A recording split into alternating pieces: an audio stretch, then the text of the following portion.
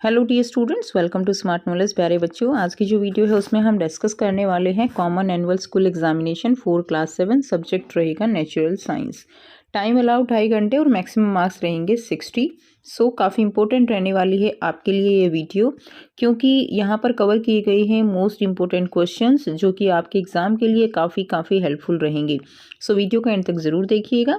And में आपको playlist का लिंक मिलेगा जहाँ पर आप अदर सब्जेक्ट के practice paper, mid term paper और वो सभी इम्पोर्टेंट क्वेश्चंस जो प्रीवियस ईयर पेपर में आते हैं वो सभी कवर कर सकते हो और आपको बहुत अच्छा स्कोर करने में ये सब बहुत हेल्प करेंगे। ठीक है, इस वीडियो में हम इस पेपर को हिंदी मीडियम में कवर करने वाले हैं। नेक्स्ट वीडियो में हम उसको इंग्लिश मीडियम में कवर करेंगे। तो आप अगर इंग्लिश मीडियम में देखना चाहते हो तो आप प्लेलिस्ट के लिंक पर जाकर जो वीडियो है इंग्लिश मीडियम का पेपर उसको देख सकते हो। So now let's start. सबसे पहले आपको यहाँ पर सामान्य निर्देश दिए गए हैं। सभी प्रश्न अनिवार्य रहेंगे। 3 खंड हैं इसमें, क ख ग। ठीक है, क में आपको वस्तुनिष्ठ प्रकार के प्रश्न मिलेंगे, ख में लघु और दीर्घोत्तरीय और खंड ग में योग्यता आधारित प्रश्न मिलेंगे।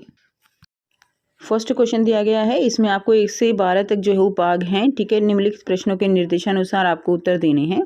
एक परजीवी अपना पोषण कहाँ से प्राप्त करते हैं? तो परजीवी अपना पोषण जो है वो परपोषी से प्राप्त करते हैं। ऐसे 2 पादपों के नाम बताइए जो पोषण के लिए विषमपोषी प्रणाली का उपयोग करते हैं। तो ऐसे 2 पादप कौन से रहेंगे? घटपर्णी यानी पीचर पादप और अमरबेल जो कि विषमपोषी प्रणाली का उपयोग करते हैं। थर्ड है, तेज चलने वाले वाहनों की गति मापने के लिए उनमें पथमापी लगाया जाता है। सही है या गलत है? तो तेज चलने वाले वाहनों की गति मापने के लिए जो है स्पीडोमीटर का प्रयोग किया जाता है। पथमापी का प्रयोग पथ जितनी दूरी तय की गई है उसको मापने के लिए किया जाता है। तो ये क्या हो जाएगा? गलत हो जाएगा। नेक्स्ट है, वाहन द्वारा तय की गई दूरी बराबर है गति गुणा समय। ठीक है, तो दूरी कैसे निकालते हैं? दूरी निकालने का फॉर्मूला क्या हो जाएगा? गति गुणा में समय। इस तरह से हम दूरी निकालेंगे। नेक्स्ट देखिए, फ्यूज जो है एक सुरक्षा युक्ति है जो कि विद्युत परिपथ को क्षति के प्रति सुरक्षा प्रदान करता है। तो बिल्कुल ठीक है, जो फ्यूज है वो एक सुरक्षा युक्ति कहलाता है। जो करंट है वो बहुत कम है, ज़्यादा है, उससे ये बचाव करता है। क्वेश्चन नंबर 6 है, लाला रस की स्टार्च पर क्या विक्रिया होती है? क्या विक्रिया होगी? तो स्टार्च क्या किस में बदल जाएगा? शर्करा में बदल जाता है लाला रस की उपस्थिति में। क्वेश्चन नंबर 7 है, हल्दी सूचक का किसी पदार्थ के संपर्क में लाल रंग में बदल जाना पदार्थ की क्षारकीय प्रकृति को दर्शाता है। तो ये ठीक है, जो हल्दी है वो लाल रंग में बदल जाती है, उससे उस पदार्थ की किस प्रकृति का पता चलता है? क्षारकीय प्रकृति का। जैसे साबुन लगाते ही हल्दी लाल रंग में हो जाती है, तो साबुन कैसा है? क्षारकीय प्रकृति का। अगला क्वेश्चन है, पर्दे पर बनने वाले प्रतिबिंब को डैश प्रतिबिंब कहा जाता है। तो पर्दे पर बनने वाले प्रतिबिंब को वास्तविक प्रतिबिंब कहा जाता है। सूर्य के दृश्य प्रकाश में कितने रंगों का संयोजन होता है? तो सूर्य के दृश्य प्रकाश में 7 रंगों का संयोजन होता है, जिनको हम विविगोर के नाम से याद कर सकते हैं। ठीक है, वी से वॉयलेट, ई से इंडिगो, बी से ब्लू, जी से ग्रीन, वाई से येलो, ओ से ऑरेंज, आर से रेड।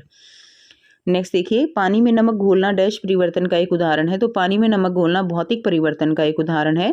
भौतिक परिवर्तन के दौरान एक नया पदार्थ बनता है। तो ये गलत है, भौतिक परिवर्तन के दौरान नहीं बल्कि रासायनिक परिवर्तन के दौरान एक नया पदार्थ बनता है।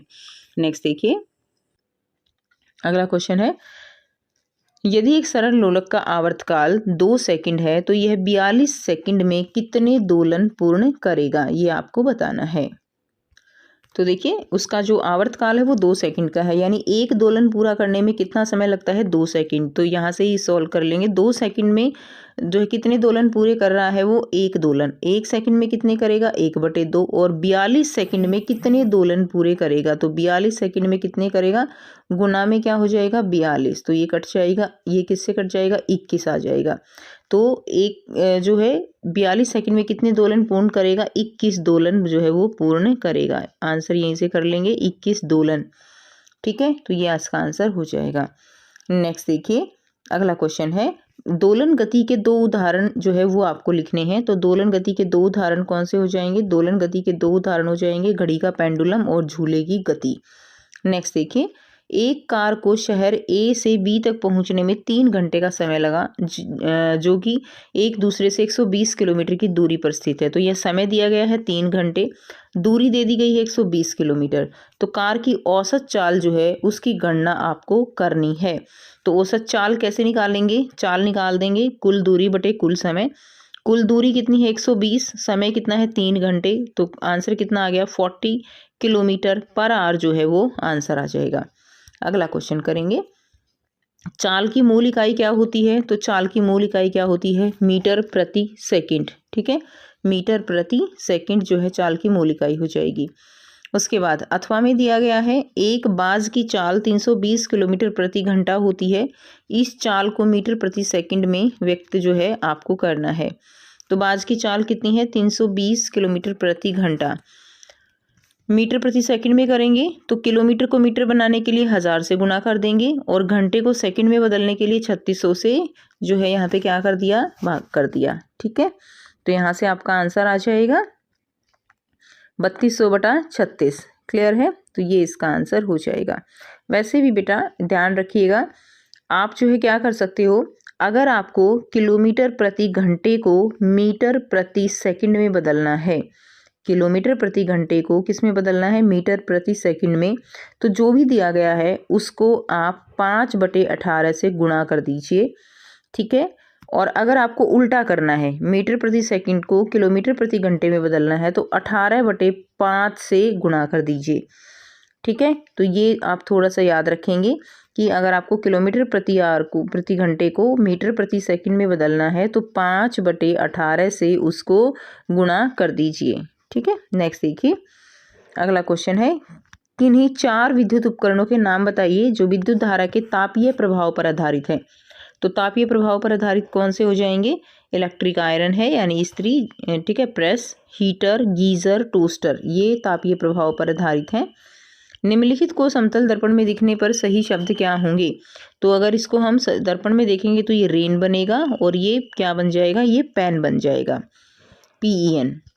क्वेश्चन नंबर 6 है, निम्नलिखित परिवर्तनों को भौतिक या रासायनिक परिवर्तन में वर्गीकृत करना है। तो कॉपर सल्फेट क्रिस्टल का पानी में घोलना, तो ये क्या हो जाएगा, ये एक भौतिक परिवर्तन होगा, इसमें कुछ नया नहीं बनता है।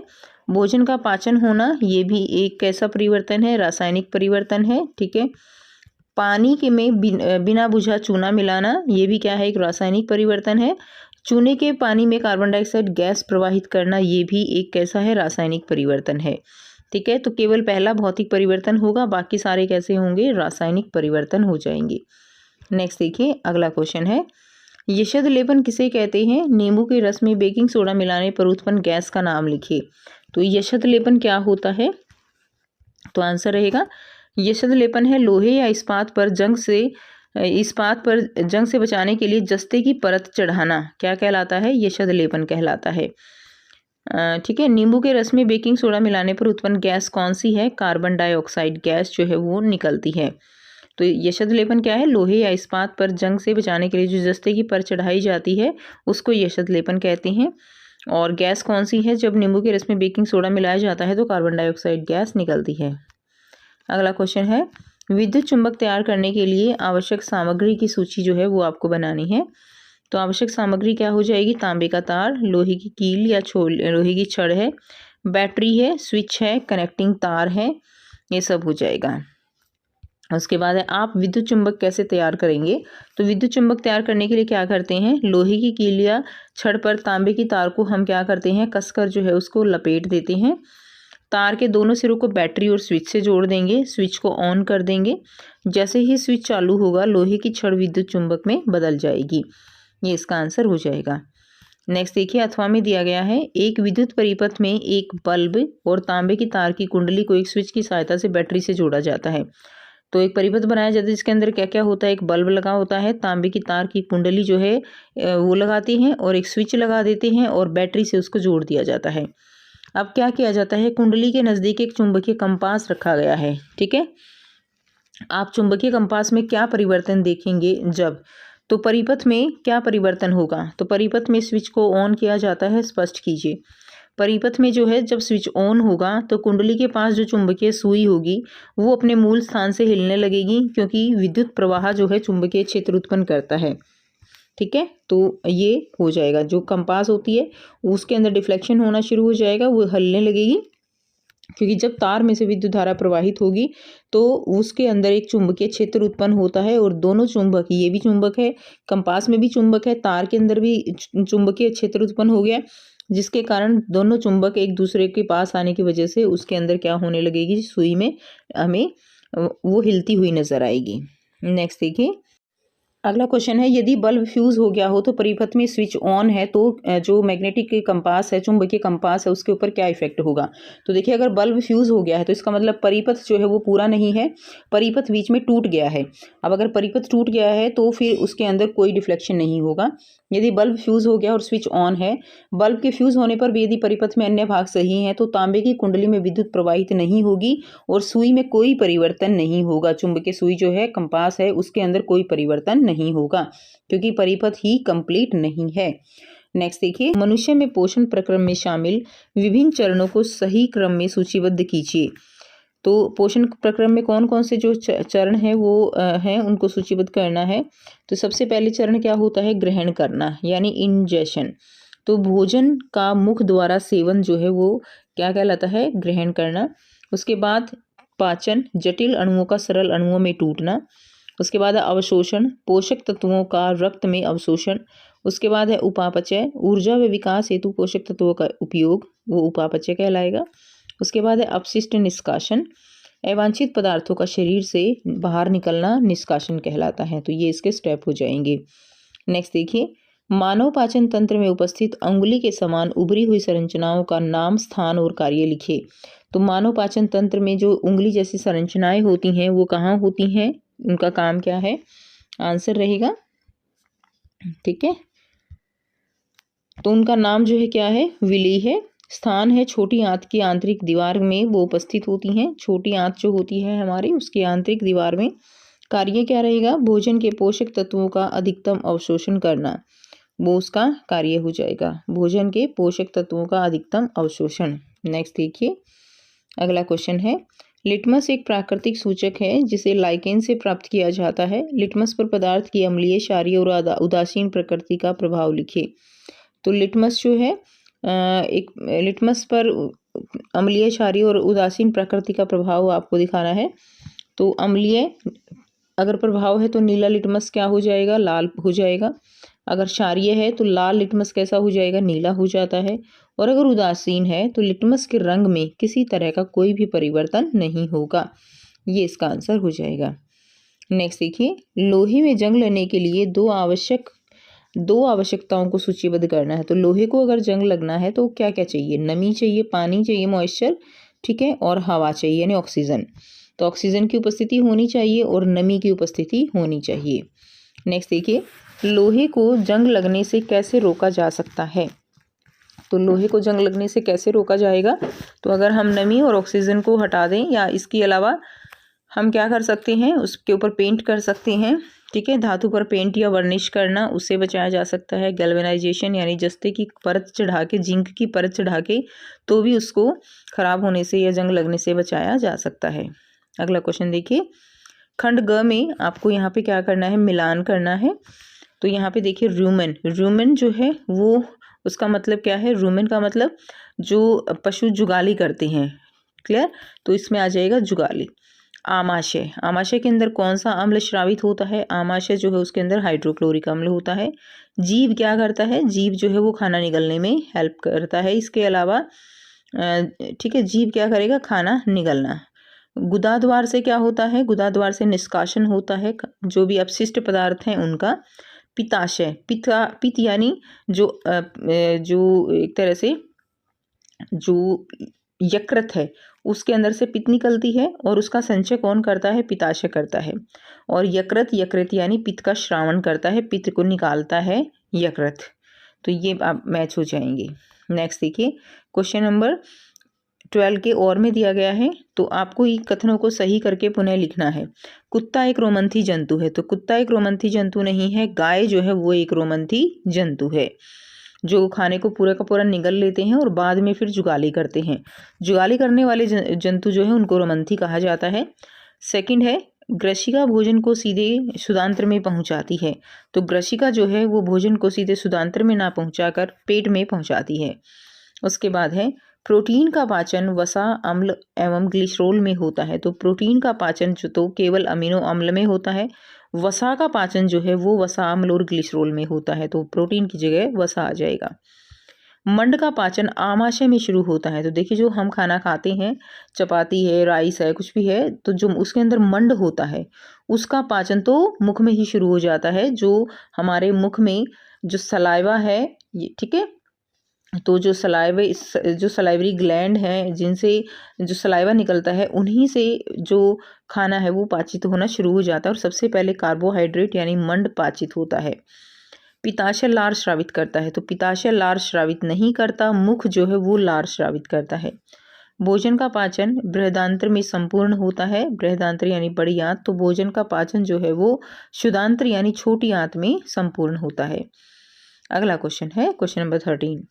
पत्तियां पादप में कई भूमिकाएं निभाती हैं। पौधे मिट्टी से पानी अवशोषित करते हैं। पानी जड़ों के तनों से माध्यम से पत्तियों के ओर बढ़ता है। पौधे वायुमंडल में बहुत सारा पानी निष्कासित करते हैं जो पृथ्वी में जल चक्र में योगदान देता है।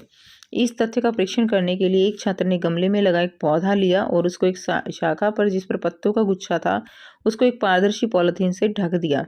उसने पौधे को सूर्य के प्रकाश में रखा और उसका निरीक्षण किया। ठीक है, अब देखिए उसने क्या निरीक्षण किया। तो छात्र ने देखा कि पॉलिथीन के पॉली बैग में पानी की कुछ बूंदें दिखाई देती हैं। ऐसा होता है ना, अगर आप पेड़ की पत्तियों को अच्छे से बांध दोगे पॉलिथीन से तो आप देखोगे कि उसके ऊपर पानी पानी दिखाई देगा। क्यों? क्योंकि ट्रांसपिरेशन होता है, वाष्पोत्सर्जन होता है, पत्तियों से पानी निकलता है और वो पॉलिथीन के अंदर ही कंडेंसेट हो जाता है, संघनन हो जाता है उसका एक तरह से, वो हमें बूंदों के रूप में दिखाई देता है। अगला प्रश्न देखिए, उपरोक्त गतिविधि में पानी की बूंदें किसके कारण दिखाई देती हैं? तो इस गतिविधि में जो पानी की बूंदें हैं वो वाष्पोत्सर्जन के कारण दिखाई देती हैं। किसके कारण? वाष्पोत्सर्जन के कारण दिखाई देती हैं। अगला प्रश्न है, वह प्रक्रिया जिसके द्वारा जलवाष्प द्रव में परिवर्तित हो जाती है वह क्या कहलाती है? तो वह प्रक्रिया जिसके द्वारा जो जलवाष्प हैं वो द्रव में बदल जाते हैं वो संघनन कहलाता है। क्या कहलाता है? संघनन। नेक्स्ट है, अथवा में दिया गया है पौधे में निम्नलिखित में से कौन सी पत्तियों को पानी की आपूर्ति करता है? तो पौधे में कौन जो है पत्तियों को पानी की आपूर्ति करता है? तो तना वो पत्तियों की पानी की आपूर्ति करता है। क्वेश्चन 14, एक खोज के दौरान दो इतिहासकारों ने बहुत पुराने घर में दो बोतल ए और बी में दो तरल पदार्थ संग्रहित मिले। इन पदार्थों की प्रकृति जानने के लिए उसने लिटमस सूचक का इस्तेमाल किया और पाया कि बोतल ए में तरल लाल रंग के लिटमस को नीले रंग में बदल देता है, जबकि बोतल बी के पदार्थ के साथ लाल लिटमस में कोई परिवर्तन नहीं देखा गया। ठीक है, तो इसमें पूछा गया है बोतल ए में पदार्थ की प्रकृति कैसी है? तो बोतल ए में पदार्थ की प्रकृति कैसी है? क्षारकीय प्रकृति है। क्योंकि देखिए यहाँ पे क्या लिखा है, ए जो है क्या करता है, लाल रंग को नीले में बदलता है। तो नीले में कौन बदलता है? जो क्षारकीय होता है वो लाल को नीले में बदलता है। तो इसकी प्रकृति क्या हो जाएगी? क्षारकीय हो जाएगी। बोतल बी में पदार्थ की प्रकृति क्या नहीं हो सकती? तो बोतल बी में क्षारकीय नहीं हो सकती। ठीक है, बोतल बी में पदार्थ की प्रकृति का पता इस प्रकार लगाया जा सकता है। तो चखकर नहीं, बिल्कुल नहीं चखना चाहिए, किसी भी इस तरह की चीज़ों को स्पर्श नहीं करना चाहिए, वो खतरनाक हो सकता है। सूंघना भी नहीं चाहिए। तो हमें एक जो सूचक है उसका प्रयोग करना चाहिए। तो चाइना रोज के सूचक का उपयोग करके हम बी की प्रकृति का पता लगा सकते हैं। अथवा है, जब आसूत जल का परीक्षण लिटमस के साथ किया जाता है तो यह, तो आसूत जल यानी डिस्टिल वाटर, उसका परीक्षण जो है लिटमस के साथ किया जाएगा। तो क्या करेगा, अब आसूत जल वो ना अम्लीय है ना क्षारकीय है, तो इसलिए क्या होगा, उस लिटमस में कोई भी परिवर्तन दिखाई नहीं होता देता है।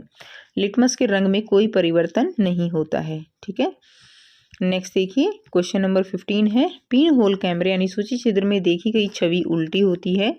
प्रकृति में भी एक रोचक पिन होल कैमरा है। कभी कभी हम एक ऐसे वृक्ष के नीचे से गुजरते हैं जिसमें ढेरों पत्तियां होती हैं, तब हमें उस पेड़ के नीचे सूर्य के प्रकाश के धब्बे दिखाई देते हैं। वास्तव में ये वृत्ताकार प्रतिबिंब सूर्य के सूची छिद्र प्रतिबिंब होते हैं। प्रकाश के संबंध में वस्तु अपारदर्शी, पारदर्शी और पारभासी प्रकृति की हो सकती है। तो अपारदर्शी जिसमें आर पार दिखाई ना दे, पारदर्शी आर पार दिखाई दे और पारभासी जिसमें धुंधला दिखाई देता है। पिन होल कैमरे में लोगों की देखी गई छवि होती है। तो कैसी छवि होती है पिन होल कैमरे में? उल्टी दिखाई देती है हमें। वे वस्तुएं जो स्वयं प्रकाश उत्सर्जित नहीं करती हैं उनको अदीप्त वस्तु कहा जाता है, जो करती हैं उनको दीप्त कहा जाता है। आर पार दिखे पारदर्शी कहा जाता है, ना दिखे अपारदर्शी कहा जाता है। जब प्रकाश को दर्पण पर डाला जाता है तो यह क्या करता है? एक छाया बनाता है? नहीं। उसको अवशोषित कर लेता है पूरी तरह से? नहीं। अगर ऐसा होता तो हमें सब कुछ ब्लैक दिखाई देता जब हम दर्पण पे देखेंगे। प्रकाश का रंग बदल जाता है? बिल्कुल नहीं। तो प्रकाश की दिशा बदल देता है? तो ये ठीक है। प्रकाश जब दर्पण पर डाला जाता है इस तरह से, जब भी दर्पण पर डाला तो क्या होगा? प्रकाश अगर ऐसे पड़ रहा है तो वो ऐसे जो है दिशा बदल लेगा। नेक्स्ट देखिए, अथवा प्रकाश को अपने अंदर से होकर नहीं जाने देती हैं। तो कौन सी वस्तुएं अपने अंदर से होकर नहीं जाने देती? वो अपारदर्शी वस्तुएं होती हैं। तो ये इसका आंसर हो जाएगा। तो ये था कंप्लीट पेपर। आई होप आपको सारे क्वेश्चन समझ आ गए होंगे। फिर भी अगर कोई डाउट हो तो आप पूछ सकते हो। अभी आपके सामने जो है प्लेलिस्ट का लिंक आया हुआ है, अगर आप इस पर क्लिक करते हो तो आप जो है और भी इम्पोर्टेंट जो पेपर हैं उनको देख सकते हो, समझ सकते हो। सो मिलते हैं आपसे नेक्स्ट वीडियो में। Till then take care, bye bye and have a nice day.